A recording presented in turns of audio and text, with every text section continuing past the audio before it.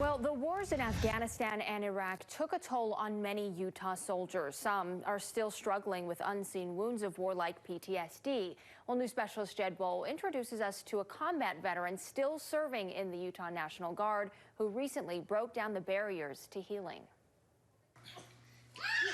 Roughhousing is the game when specialist Luda Saliga plays with his kids.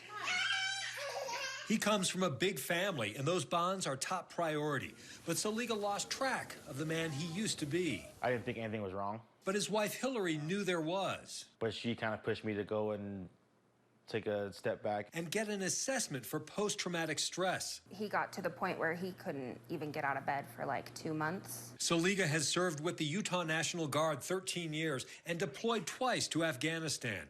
He now admits he was angry and didn't know why. He never realized the true impact of his combat experience. I didn't see it, but she did. The soldier had nightmares, but thought that was normal. He thought about suicide, too. The depression and the anxiety, it was just crippling for him. She was pretty sure he had PTSD. She told me, like, well, this is literally your last chance. Last month, Saliga learned new tools at a camp in Park City put on by the Heroes Haven. I knew nothing about military before him, and we didn't talk much about it till just recently have we really started to communicate. Now, her support is the most important part of his recovery. She kind of lets me just have the episode for a minute and lets me calm down for a little bit. Heroes Haven was Saliga's first serious effort at healing. I'm able to be vulnerable and actually talk to her about certain issues. And he came back, and all the potential that I've ever seen in him,